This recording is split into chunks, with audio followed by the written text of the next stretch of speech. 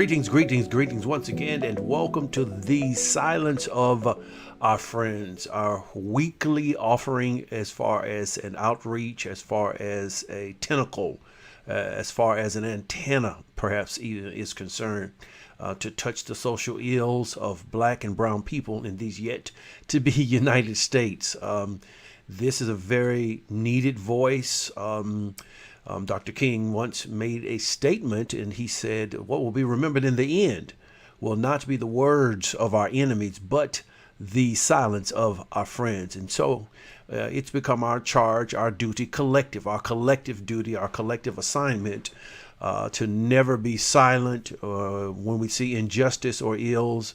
As far as a group is concerned, as far as a particular demographic is concerned, or individually or selectively, whatever the case may be, we, the people, have to be vocal and verbal and to register in complaints, register in our disagreement or malagreement with anything that is unjust. And again, I'm going to get to our typical opening, but many people in the end will remember either our verbal offerings, our verbal issuances, or our silence. And I've just decided I cannot be silent when wrong is aberrant and when it is present. And so what many people would like for us to do, we who are churched, we who believe in Jesus Christ as Lord, we who embrace the God of the Bible, they would make it congruent that our place, our space is the brick and mortar church.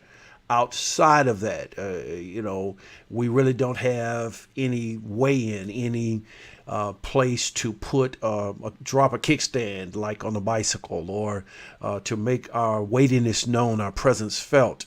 We should just be relegated to church membership and the orientation, the climate, culture of the church. Outside of that, we should leave other matters to the powers that be. But I find that, and this is a prevalent thought even with church leaders and those who have been a part of God's holy church, the holy entity called the church. And the church, by definition alone, refutes that line of thought and reasoning. The church is mentioned in the Greek New Testament, and the Greek word for church is ekklesia, ekklesia, and it literally means those who are called out. You're singled out. If you are a lover of Jesus Christ, a follower of God, or if you're a right-thinking person at all, we've been selected, we've been designated, we've been called out. Your whole mindset that identifies wrong and processes by your upbeat and proper value system has positioned you in a place to be called out, to call attention to specify wrongs wherever they occur. So thank you for being here with us each Monday night, 6:30 p.m. Central Time.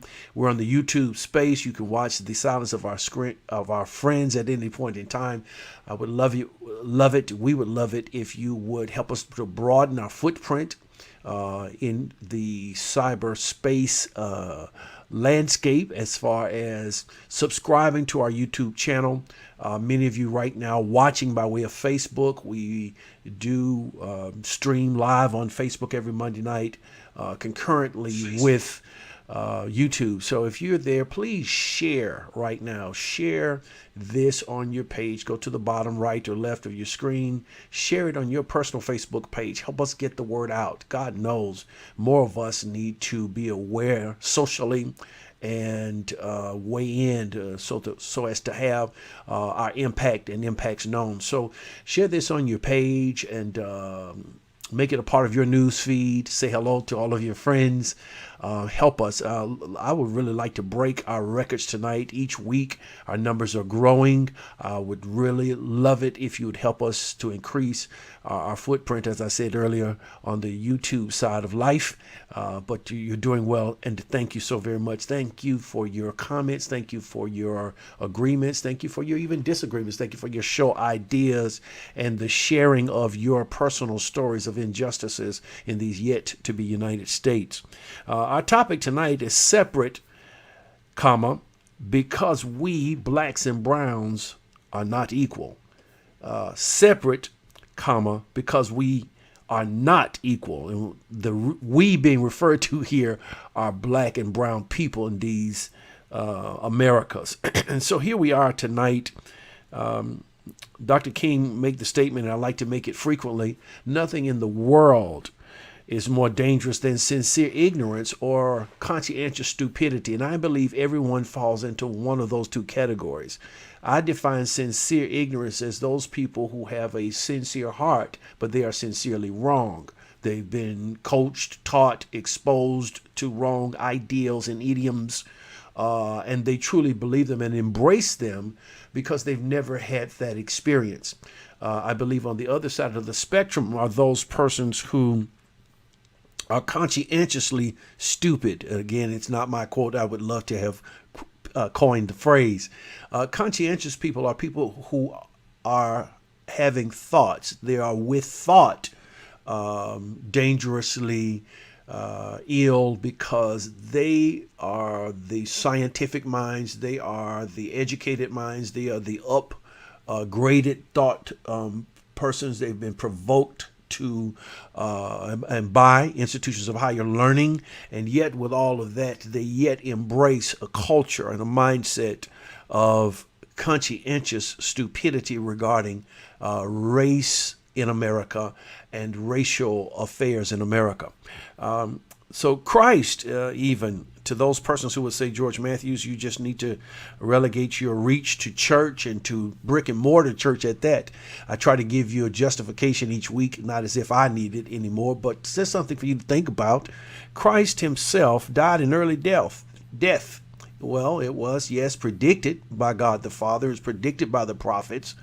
But Christ literally died in early death because he was a threat to the Roman Empire that had besieged Israel at the time. And actually, he was a threat to the Caesar of Rome, the emperor of Rome. Not only that, but he had a couple of other problems which were political. He addressed political issues, those being the onslaught of his fellow brethren, the Jews by way of the Roman government. But also there was a Jewish religious, and I mean that intentionally, religious hierarchy within his own culture, who had developed a subculture, and they had ideals that were not in step with the things of the God of the Bible, and Jesus addressed those issues. It was that for that reason, Jesus, like any other martyr for good causes, was killed. And so slavery has existed. Slavery is not a new thing. Black slavery perhaps is relatively new compared to world history and world historical and the historicity of the world. Slavery existed in almost every civilization, even in biblical times. Egypt became the hard task masters of the people of God, the Jewish nation. God, however, provided his view of this diabolical, inhumane evil against humanity we refer to as slavery. Here it is in Exodus chapter 3, verses 19 through 20. Here it is, and I'm going to give you a chance to see this hopefully come up on your screen, because I want you to follow me. I'm not going to teach this tonight. This is not church in that sense. This is our social arm. But I want to give a balanced voice from a biblical perspective as well for anything and justification of anything else I'll say. And I'm getting to my point. Stay with me. This is God's narrative in speaking to Moses, his servant, who will ultimately deliver the nation of Israel from their Egyptian enslavement. And God says to Moses, and I am sure that the king of Egypt, this is Exodus chapter 3, verse 19, and I am sure that the king of Egypt will not let you go. No, not by a mighty hand. And then God says to Moses further, and I will stretch out my hand and smite Egypt with all my wonders, which I will do in the midst thereof. And after that, he will let you go. This let you go phrase had to do with their over 400 years of enslavement to the then most powerful nation in the world, which was Egypt. And then verse 21, and I will give this people, please pay a particular attention here. God says, and I will give this people, meaning the enslaved Hebrews, favor in the sight of their slave masters, the Egyptians. And it shall come to pass that when you go, you shall not go empty. This is, I'm working around to the premise of our show this Monday evening. When you go, you coming out of enslavement, but you, God says, will not go empty. But every woman shall borrow of her neighbor, and of her that sojourneth in her house. In other words, if you are like many black female slaves in America were indentured to the master's household. And in that same sense, God says historically, you will borrow from your female masters jewels of silver and jewels of gold and raiment or clothing, and you shall put them on your sons and upon your daughters, and you shall spoil the Egyptians. So God's mindset was, number one, after enslavement, you should be restored financially, physically, not just you, but your sons and your daughters as well, for their indentured work to build up this nation, which in this sense was Egypt. And he says, you'll not go empty. So God's mindset was that there was always supposed to be, because you can never fight this chattel mindset in humanity, the owning of one race over another, the owning of one person over another, one nation over another. Wars are inevitable. And after the spoilage of war, of course, there's enslavement, so forth and so on. But God's mindset was, because you're in a fallen earth and because it's in the charge of man, you're going to have wars and rumors of wars. You're going to have people who will attempt to levy their bondage on their human other brothers and sisters.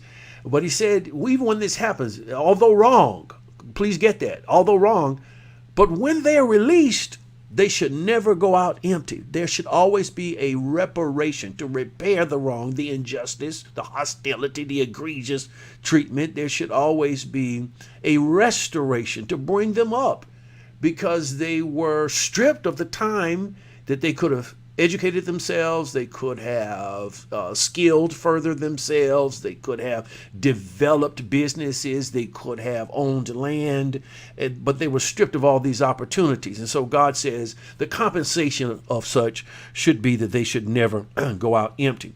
So the question becomes tonight, in developing the premise of this show, and I'm taking too long to do it, why were black slaves in America never compensated for their rigor and brutal work in developing this country, these yet to be United States? I'm going to give you the short, quick answer. Blacks and browns who were once enslaved, former black and brown people who were enslaved in America, were never viewed as equal humans, never viewed as equal men. Never. That was never the concept of this country. I'm disgusted with myself because of the education that I've been blessed to receive, notwithstanding a few courses, but it's never provoked me to really search and delve for the truth as I have pursued it in these recent years.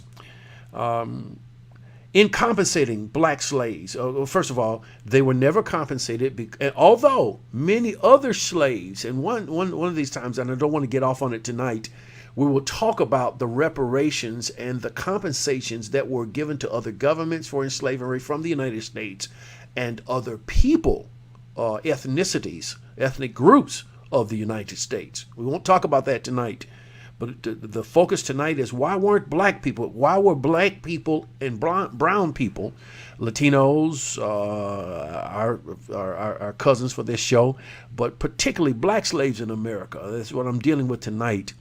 Why were they not compensated? Well, to compensate would have been a threefold ill to the mindset and the fabric of the fathers and framers of this country. You have to understand that when the Declaration of Independence was signed in July 4th, 1776, concurrently at the same time, which had been going on for a while, black enslavement was going on in this country with those 41 out of the 56 fathers and framers of the Declaration of Independence. So they declared themselves emancipated from Great Britain, from England, and at the same time they were a Christian nation as they coded it, while at the same time going home to purchased slaves they owned. And it's somewhere between 1,400 and 4,000 slaves that these 41 out of the 56 fathers and framers of the Declaration of Independence owned jointly as this country was started. So I'm making that point because I want you to connect the dots. If I'm not successful connecting them tonight, I want you to certainly connect the dots. At the same time, the country was being formed, crafted, formulated. The fathers and framers had purchased, owned black slaves when they were meeting with the congressional confab to hammer out the details of this new country. They would go home to slaves they purchased, they worked, which were building their plantations and working their lands. So to compensate them, would have said, we've done an egregious injustice to these black people as our equal brothers. So that was a no, because we were never seen as equal in this country. This is a part of the blood that runs deeply in the fabric and in the flesh of these yet to be United States. But then there are other reasons. My research proves. One, again, compensation and reparations would have admitted the original sin of this country, the enslavement of the black and brown men.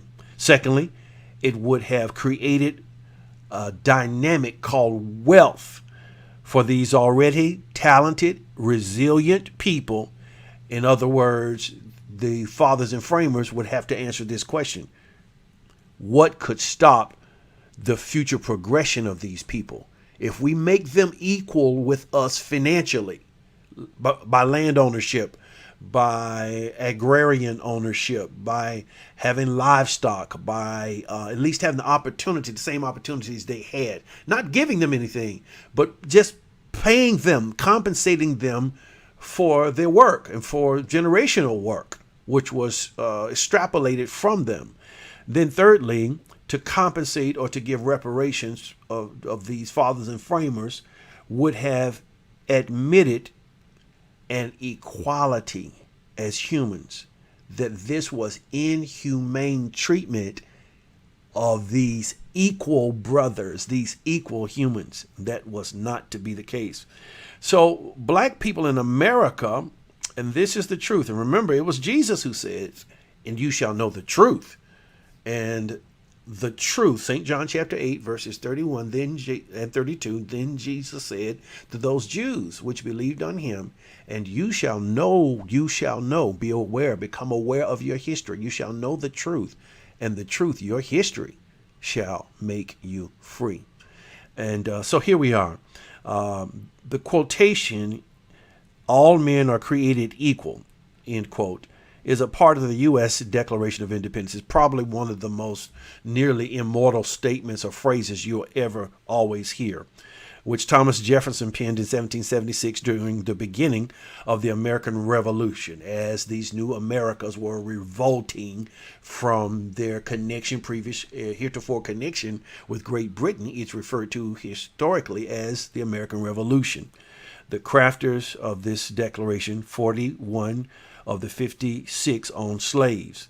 They never viewed these men as equal. Even with the abolition of slavery in America, they were never seen as equal, which is the reason it took 89 years after the Civil War, which was fought and ended in 1865 with the Emancipation Proclamation. Still, 89 years after the Civil War and the liberation, at least in words, of black people in America from slavery, it took this long, nearly 100 years later, for black children to be, quote, at least legally seen or allowed to be educated with their white counterparts. Why? They were never seen as equal. This separatist mindset was because these people are, black and brown people, are animals.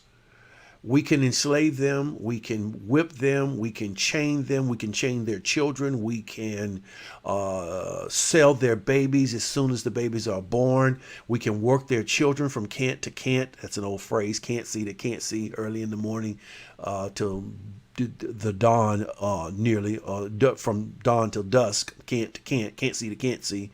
As it was with the slaves in America.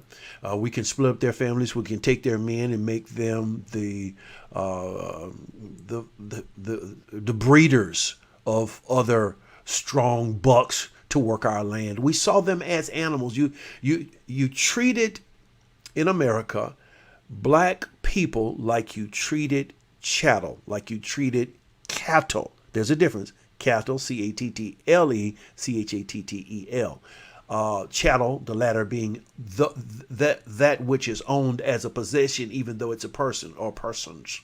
Cattle, of course, obviously includes animals, domesticated animals, or non-domesticated animals, that servile animals, horses, donkeys, sheep, which were sheared for lamb's wool, sold for their meat, so forth. And you get the idea. So, the cornerstone speech, let's talk about that. I spoke of it a bit last week.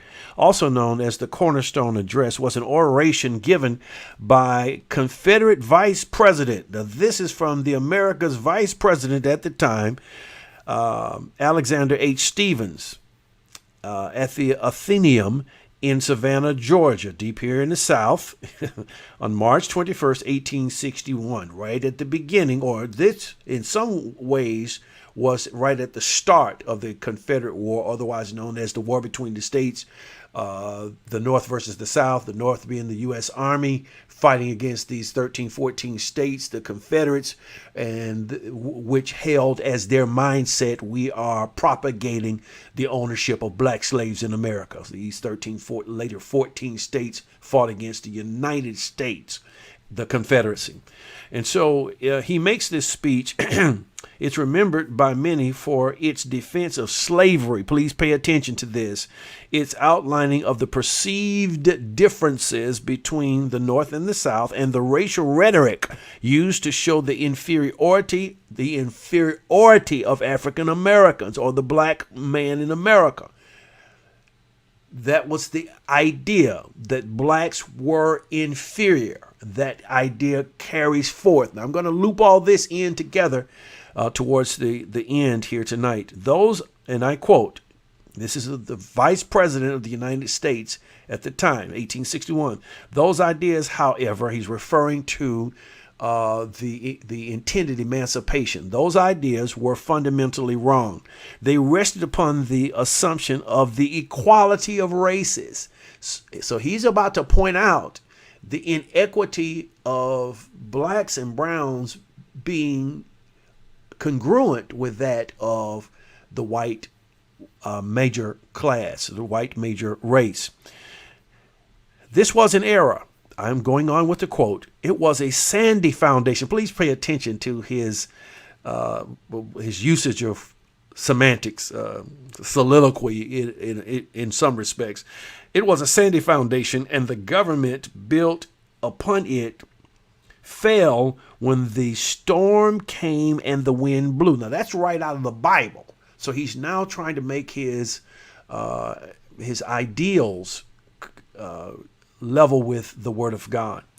Our new government is founded upon exactly the opposite idea. Its foundations are laid, its cornerstone rests upon the great truth. Here it is, wait for it, that the Negro is not equal to the white man. This is 1861, a carryover from the fathers and framers, that which was passed down from the fathers and framers of this country to their children, so forth and so on, until nearly 100 years later, he makes this forward, bold statement that the Negro is not equal to the white man, that slavery, subordination to the superior race, which he's referring to the white race, is his natural and normal condition as a black man or black people. Notice this, because these people, black and brown people, were not viewed as equal, it was, and in some cases is, easier to display brutish and animalistic behavior towards them. It's easy. When you see this as an animal, or he is less than an animal, he is inhumane, and he's certainly not your equal. Now, I want you to stay tuned, because I'm going to talk at the close of this show in a few moments about what black and brown people are doing to contribute to this inherently wrong ideology. It's wrong from the fathers and framers. It was wrong when the Constitution was signed, as well as the Declaration of Independence. One went before the other. It was wrong when it was passed on to their generations, descendants, so forth and so on. But yet, I have discovered, because remember, the premise of this program is to both identify the ills of our country, racially and ethnically speaking, but also to provide solutions. It is no good to just talk about the history and the historicity, but it only becomes valuable when we can identify solutions that will work to help quell the serious racial problems under which we are governed and find ourselves confronted. Because of this inequality of black and brown people to that of the white majority, it is easy to display animalistic behavior. I'll bring up two names. Why a Breonna Taylor event? In the early morning hours of March 13th, 2020, Louisville, Kentucky, officers used a battering ram to break down Breonna Taylor's door, triggering a chain of events that would leave the unarmed 26-year-old woman fatally shot with a barrage of shootings, of seemingly out of control police gunfire. Now, my hat is off to Oprah Winfrey. I can always see the hearts of people, the reason for which they do what they do. 26 years old, so she has sponsored 26 billboards, one for each year of Breonna Taylor's life, positioned to call for justice, to call for the bringing in of those officers who were responsible for this young woman's untimely demise, and I put that as mildly as I can, across Louisville, Kentucky. Why Ahmaud Arbery? Why was he killed for running at 25 years old? Killed February 23rd in Savannah, Georgia, by the father and son duo, murderous duos. They could do this. You could see the George Floyd incident. You could see the other over 1,500 persons within the last 10 years who have heinously been killed. And you can compare that with the Dylan Ruths of South Carolina, who walk into and kill 9 congregants who are in a prayer meeting. And you could see they stop him by a fast food restaurant. They make sure he's well nourished and before they take him into custody, while at the same time we have this blue curtain, the law enforcement community in some instances who have heinously and egregiously treated people of color. The reason for that is of this mindset. What is it? Proverbs 23:6, the word of God says, for as a man or person thinks in their heart, so are they. They will act out of the way they think. And so unless you change the way people think, and that's where I'm coming tonight, we will continue to have these heinous acts of violence toward black and brown people. And again, if you don't know anything about being black in America, perhaps it would be suggested, recommended that you listen to someone who does, because it would be very unintelligent to attempt to address or speak to issues of which you have no idea because you have not lived out that experience. Here we are, vocabulary words for tonight. Equal. Here are some synonyms for the word equal. Equivalent, comparably, balanced, colloquially 50-50. Now, the question becomes for our white counterparts, brother, do you see me as your alternative other 50%? In other words, as much as you see yourself, do you see me? Is there an equilateral balance between yourself, white people, and black people? How do you view them when you address them, when you see them congregated, when you see them shopping, when you see them driving, when you see them in the employment scenarios, whatever they are we viewed? Do we view each other? Because, I'm balanced in this respect. I don't believe in inferiority of races, that is, one race being superior over an inferior race, nor do I believe in the superiority of race. I believe that God created by one blood all nations, which means we are equal brothers and sisters in the eyesight of God. Remember, it was St. Matthew chapter 6, verse 9, where Jesus taught his own disciples to pray, our Father. I love the people from the rural settings. Our Father. The 50-50 fathership, fatherhood to the black, to the white, to the Latino, to the Hispanic, otherwise Hispanic, to the Asian, to the Native American. The list goes on. And so let me continue with defining this word equal. Synonyms, first of all: equivalent, comparably, balanced, 50-50, as great as. And that's what we have to ask ourselves when we black people attend majority-led white congregations. Am I going to be seen as great as my white counterparts just based on ethnicity alone? I know black tithes matter. I know the green money is 50-50. I get it. But let's delve further, people of color, because until you vet people and not presume because they're under the cloak of the church or church dome or church pinnacle or citadel. But these tough questions must be asked, because what it does is it brings people to the forefront of the truth, and it's only truth, not perceptions, not even sincerity. It is truth that makes men free. Like or like in quantity, degree, value, etc., of the same rank, of the same ilk. Are we made of the same stuff, white people? Do you see your black brothers and sisters, white evangelicals? Do you see, I know you see our money as the same, but do you see our minds as the same, made of the same ilk, made of the same rank? Do you, now again, black and brown people have a responsibility on the other side. I'm going to get to it in a moment's time. Of the same rank, ability, ilk, merit, etc.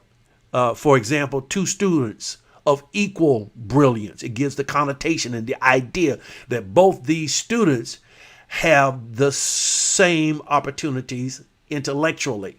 If you have two 4.0 students, you have two 4.0 students, both of whom have the equal opportunity to go forth. You don't think one is any better than the other, and you had to go all the way down to the numbers to see who was academically more superior. You came to find out they were both equal in that sense. I love Dr. King's statement. He said, laundry is the only thing that should be separated by color. Let us all hope that the dark clouds of racial prejudice will soon pass away, and that in some not too distant tomorrow, the radiant stars of love and brotherhood will shine over our great nation with all their scintillating beauty. Again, that was a statement made by Dr. King. Here's another vocabulary word: segregation. And the enforced separation of different racial groups in a country, community, or establishment.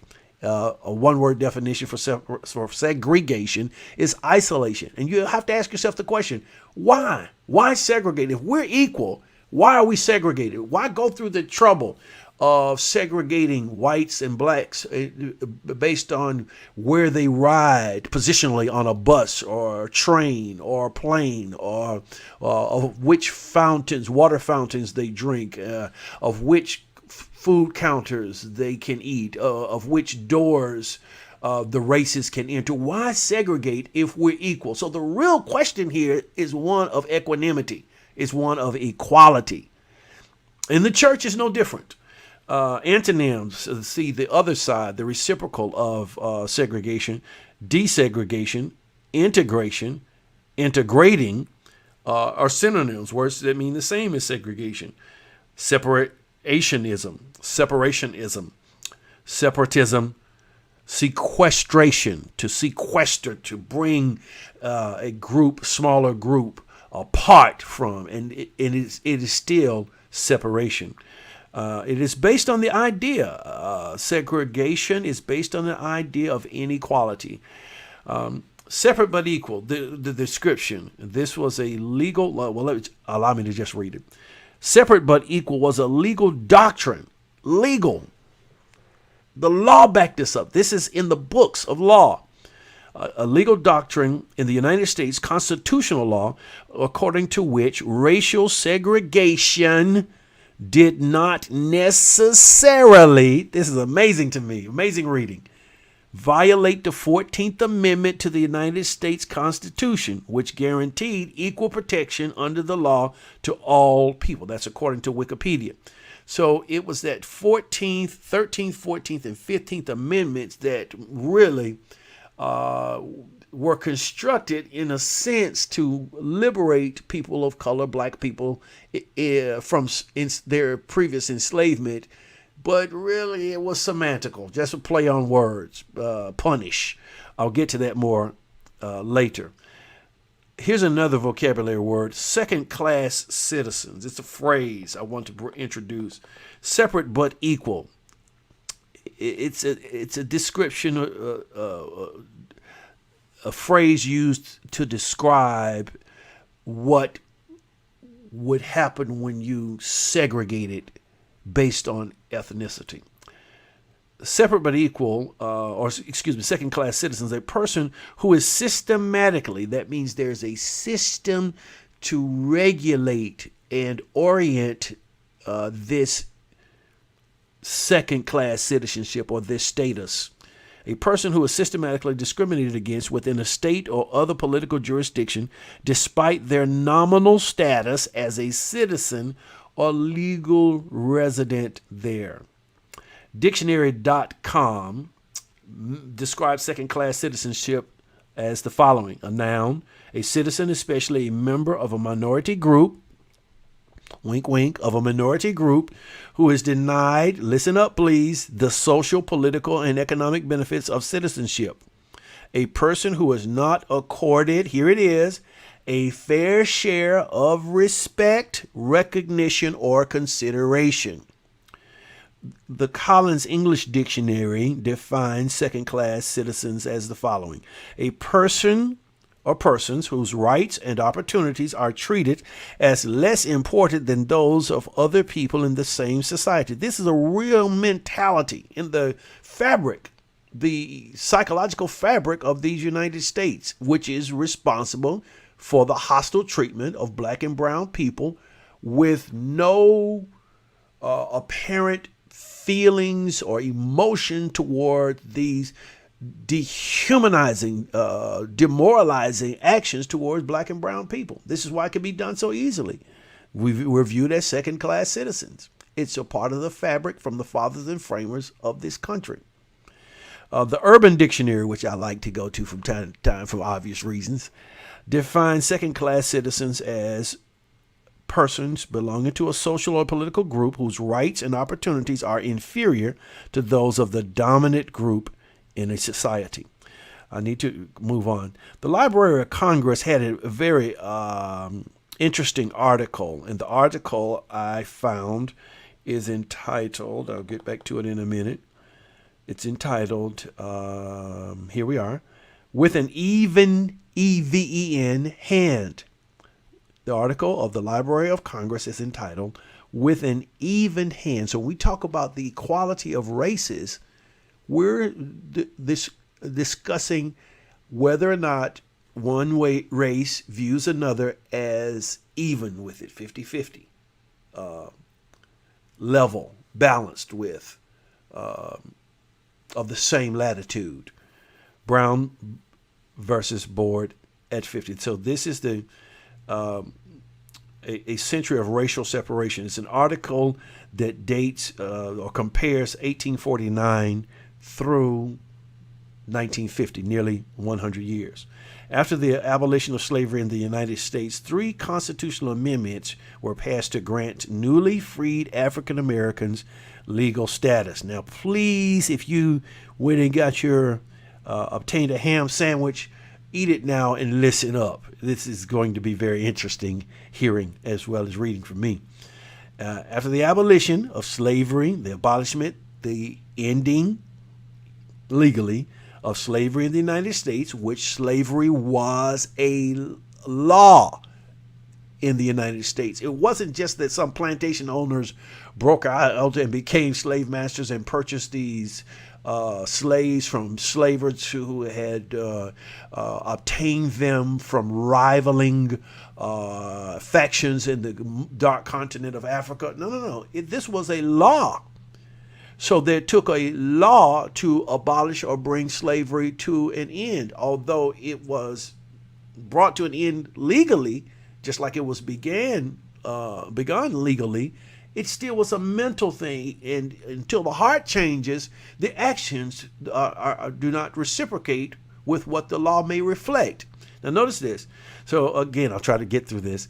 After the abolition of slavery in the United States, 3 constitutional amendments were passed to grant newly freed African Americans legal status. 1, the 13th Amendment abolished slavery. Please always remember that. The 13th Amendment to the Constitution. The Constitution, or this set of Bill of Rights, the constitutional rights that guaranteed American citizens life, liberty, the pursuit of happiness, so forth and so on. But they came to find out after the country was up and running for a while that there were some flaws because of flawed thinking. So you came back with amendments or changes to, ratifications to the original document, which was the Constitution. The 13th of which abolished or ended the legal action of slavery. Secondly, the 14th Amendment provided citizenship. We were not equal. We were never seen as equal, which meant that the law had to come back and end slavery because of our inequitable status with our white counterparts, and then it had to give us a legal opportunity to be citizens of a country we helped build. Come on, stay with me. Then, of course, the 15th Amendment, you know it, guaranteed these freed men, heretofore slaves, now freed by the 13th Amendment, the right to vote. 13th freed the slaves. 14th gave the slaves the opportunity to become citizens of these yet to be United States. The 15th Amendment gave them the right to vote. In spite of these amendments and civil rights acts to enforce the amendments, between 1873 and 1883, the Supreme Court handed down a series of decisions, pay attention please, that virtually nullified the work of Congress during Reconstruction. Now, Reconstruction was the period that immediately followed the ending of slavery or the Civil War. Regarded by many, here it is again, as second-class citizens, blacks were separated from whites by law because we were never seen as equal humans. And private action in transportation, public accommodations, recreational facilities, prisons, armed forces, and schools in both northern and southern states. In 1896, the Supreme Court sanctioned legal separation of the races. Hear it?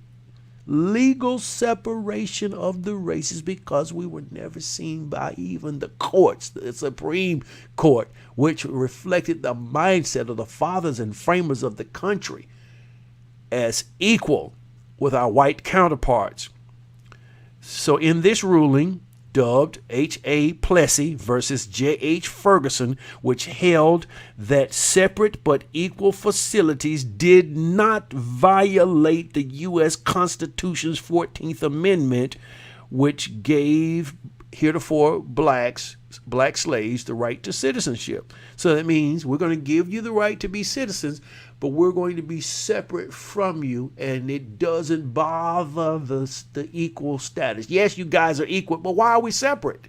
We're separated by law because you never saw us as your equal opposites, culturally, racially, and ethnically. Beginning in 1909, a small group of activists organized and founded the National Association for the Advancement of Colored People, the NAACP, as it was known. They waged a long struggle to eliminate racial discrimination and segregation from American life because of what it reflected. Your separation from me legally punctuates the fact that you never accepted me as a human equal with yourself. And therein, my friends, lies the problem. When all the smoke clears, the dust settles, that's the problem. For as he thinketh in his heart, the heart of a nation, the heart of an individual, no different, so is he. So will be the actions thereof. Two major victories before the Supreme Court in 1950 led the NAACP toward a direct assault on Plessy and the so-called separate but equal doctrine. Plessy versus Ferguson, just a word there, just for clarity, 1896, by the time Homer A. Plessy, an octoroon. Now that's an important word, an octoroon, 1/8 Negro blood. Octoroon, an octoroon. And that became important. We'll do a show on that. Why this 1/8 Negro blood played, what part it played in the American mentality that was responsible for where we are now even. Who lived in New Orleans, challenged that the city's right to segregate public transportation by riding in a whites-only rail car, the constitutional amendments passed after the Civil War and written to provide protections and rights for Negro citizens had been eroded.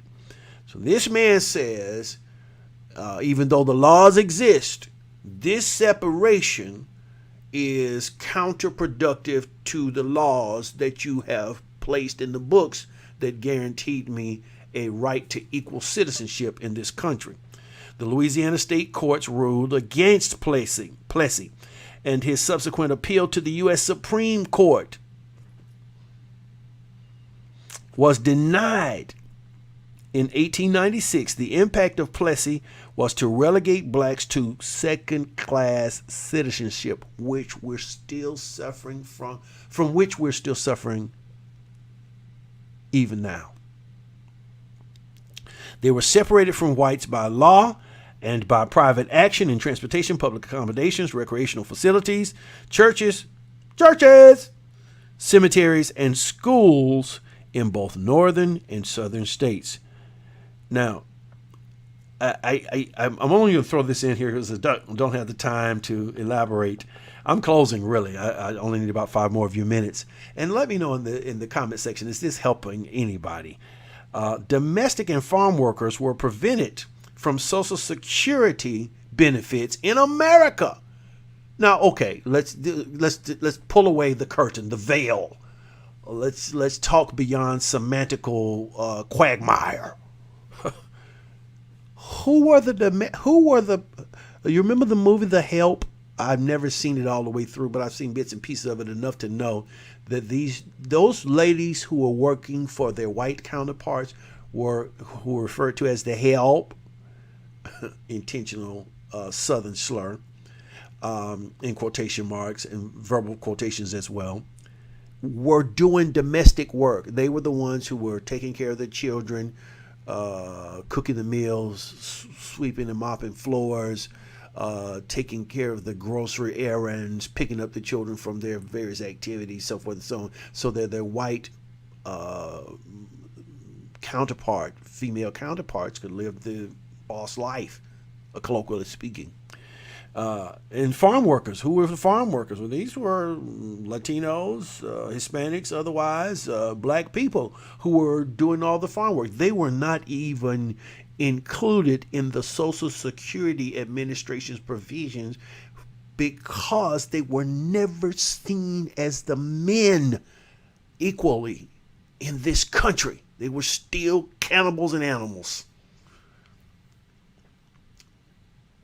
So, George Matthews, what is the resolution? I have 5 tracks I'd like to lay down in terms of what can help personally and from a group's perspective, shared group's perspective, this epidemic, this problem of epidemic proportions. 1, black and browns must know their rights, especially in preparation of dealing with oppositions. You must know your history so you can know your rights. You must know the 13th, 14th, 15th Amendments. You've got to vote. You have to become a respectful citizen. You have to become aware.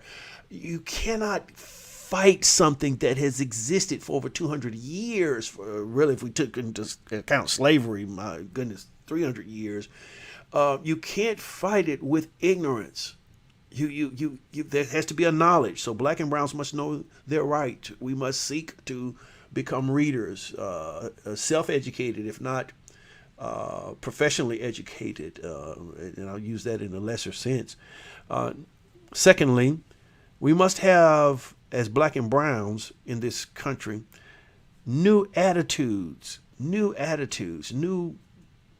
ways of thinking, new viewership, as far as our insight, new attitudes adjusted correctly by a true knowledge of historical facts documenting the fabric of racism through which decisive actions are taken. That's a mouthful. But here's what I'm really saying here. We must have our eyes open. If I can put it colloquially, we must stay woke. We must be woke and stay woke, so that we can observe the secret, crafty, behind the scenes ways, the inobvious ways that racism pervades in our culture and survives and grows in our culture. Because it's through those lenses that decisive actions are taken that affect black and browns in these yet to be United States. Thirdly, we must seize the opportunity to paint ourselves equally. First of all, we must know that we are equal to our white counterparts and anybody else. Everybody is equal with everyone. Everybody is equal with everybody. Everyone is equal with everyone.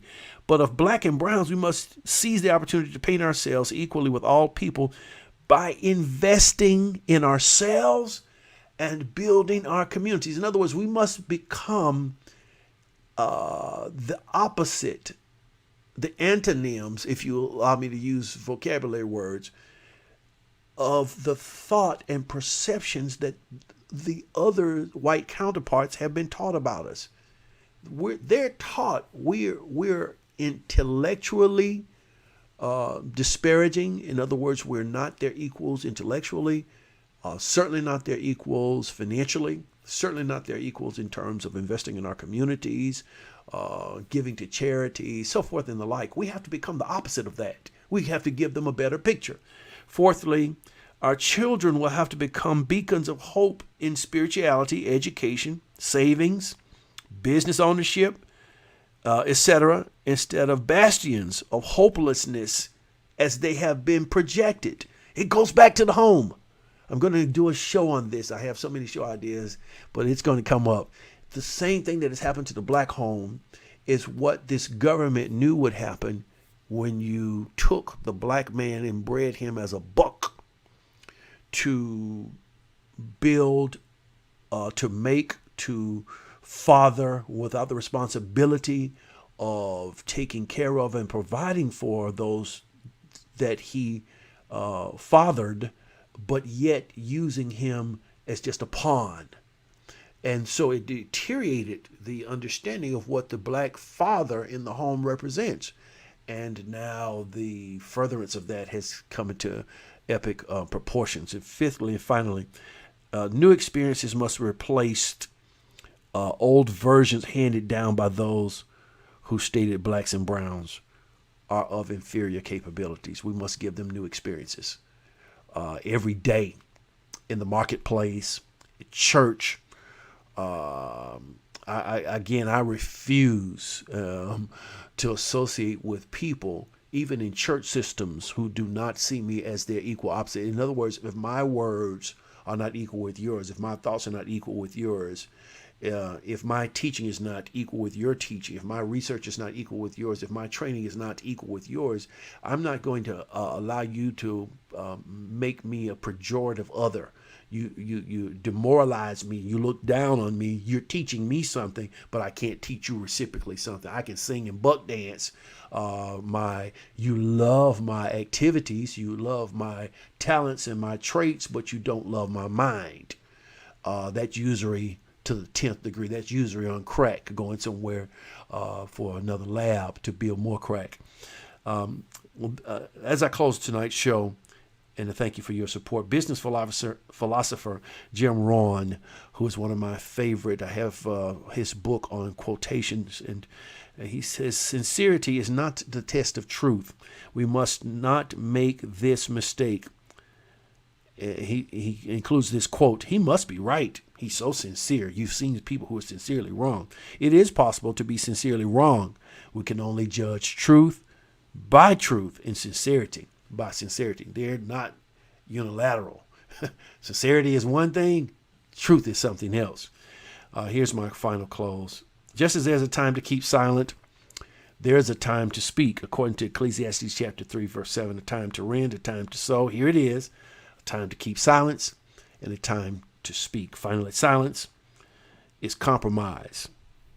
Silence, when you see an injustice or ill treatment of people or situations, or you're in the boardroom, you're in the conference room, and your white counterparts are levying something against your own cultured people, or any other people for that matter, an imbalanced approach. To be silent is compromise. You've just co-signed by compromising. Silence is complicity. You're just as wrong, complicity, with erroneous thinking. Complicit leads to complicity in erroneous thinking. Silence is agreement with sanitized history, whitewashing history, making our white counterparts who acted egregiously, heinously, heinous, or with their actions and their sowing of their mindset of this United States yet to be. When you're silent with the facts of history, when you know it and can document it, you agree with those who've whitewashed it to rob others of the liberty that would come from knowing the history. Finally, silence is co-signing with ideas of control, racist, bigoted, and supremacy mentalities. Again, help our channel to grow. Subscribe to the Silence of Our Friends. You can go to our other websites, nlim.org, georgematthewsministries.org, crcclife.org. I don't mention them all the time because those are our ministry pages. But if you'd like to find out more about us, those are opportunities to do so. Please subscribe to the channel, share it with your friends, and until next Monday at 6:30 p.m. Central Time, I bid you, we can never be silent again. Silence is violence. Blessings.